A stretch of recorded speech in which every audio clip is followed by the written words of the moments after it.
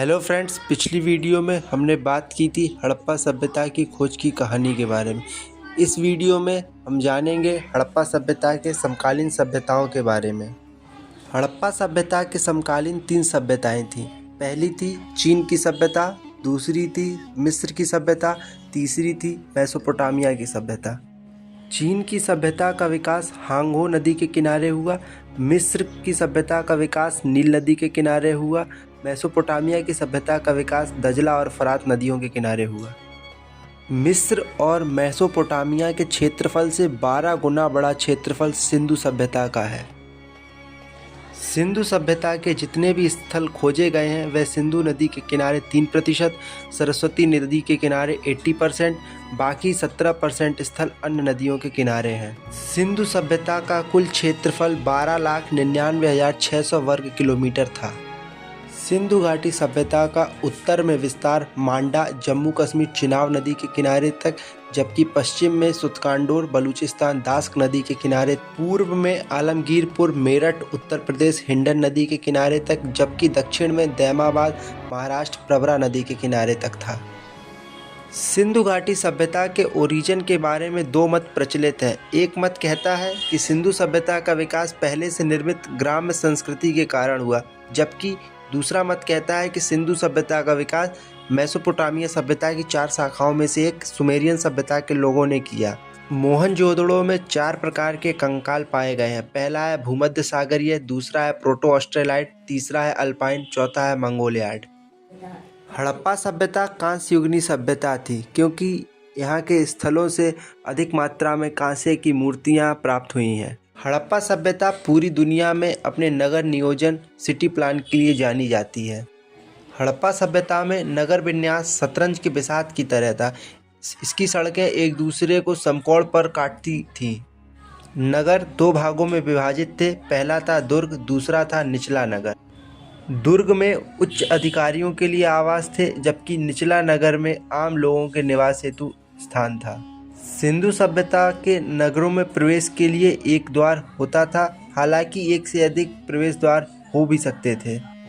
हड़प्पा सभ्यता में ईंटों का प्रयोग किया गया था। यह ईंटें कई प्रकार की थी। कच्ची ईंटें, पक्की ईंटें, फन्नीदार ईंटें, एल शेप की ईंटें, अलंकृत ईंटें। मोहनजोदड़ो में मिलने वाले 2 मंजिला मकान विशाल भवन पक्की ईंटों से निर्मित थे। कालीबंगा के एक घर में उसके फर्श पर अलंकृत ईंटों का प्रयोग किया गया है। हड़प्पा सभ्यता के नगरों में जल निकासी की उत्तम व्यवस्था की गई थी। नालियों में ईंटों को जोड़ने के लिए जिप्सम और बिटुमिन का प्रयोग किया जाता था। कहीं कहीं पर नालियां ढकी हुई भी होती थी। धौलावीरा में सबसे व्यवस्थित जल निकासी व्यवस्था देखने को मिलती है। हड़प्पा सभ्यता के गढ़ी या दुर्ग में प्रत्येक घर में शौचालय मिलता था। मोहनजोदड़ो में गलियों और सड़कों के किनारे कुछ ऐसे स्तंभ देखने को मिले हैं जहां से अनुमान है कि प्रकाश की व्यवस्था होती होगी। हड़प्पा सभ्यता का प्रमुख आकर्षण केंद्र है मोहनजोदड़ो का बृहत स्नानागार, ग्रेट बाथ ऑफ मोहनजोदड़ो। ये बृहत स्नानागार पक्की ईंटों से निर्मित है। यह मोहनजोदड़ो के दुर्ग क्षेत्र से प्राप्त हुआ है। हड़प्पा सभ्यता में विशाल अन्नागार भी हुआ करते थे, जहां पर अन्न का भंडारण किया जाता था। मोहनजोदड़ो, लोथल, कालीबंगा, हड़प्पा से अन्नागार प्राप्त हुए हैं। हड़प्पा में एक सीध में 6 अन्नागार मिले हैं। अन्नागार का मुख नदी की तरफ होता था। हड़प्पा सभ्यता के लोग पशुपालन किया करते थे। ये प्रमुख रूप से हाथी, घोड़ा, कुत्ता, वृषभ यानी बैल, गाय पालते थे। हड़प्पा सभ्यता के लोग कृषि में निपुण थे। ये लोग गेहूं, जौ की खेती करते थे, परंतु गन्ना की खेती के कोई साक्ष्य प्राप्त नहीं हुए हैं। हड़प्पा सभ्यता के लोगों का प्रमुख व्यवसाय व्यापार था। वह माप तौल से परिचित थे। लोथल से हाथी दांत का पैमाना मिला है। मोहनजोदड़ो से सीपी की एक पैमाना मिला है। हड़प्पा सभ्यता के लोग बांटों के प्रयोग से प्रचलित थे।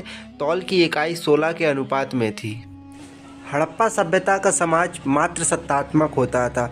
परिवार की मुखिया माता होती थी। हड़प्पा सभ्यता में अंतिम संस्कार 3 प्रकार से होता था। पहला था दाह संस्कार, यानी पूर्ण रूप से जला दिया जाता था। दूसरा था पूर्ण समाधिकरण, यानी जमीन में दफन कर दिया जाता था। तीसरा था आंशिक समाधिकरण। हड़प्पा सभ्यता का समय काल 2500 से लेकर 1750 ईसा पूर्व तक माना जाता है। अगली वीडियो में हम जानेंगे वैदिक सभ्यता के बारे में। तब तक के लिए आप बने रहिए हमारे साथ। चैनल को सब्सक्राइब कीजिए, वीडियो को लाइक कीजिए। जय हिंद, जय भारत, धन्यवाद।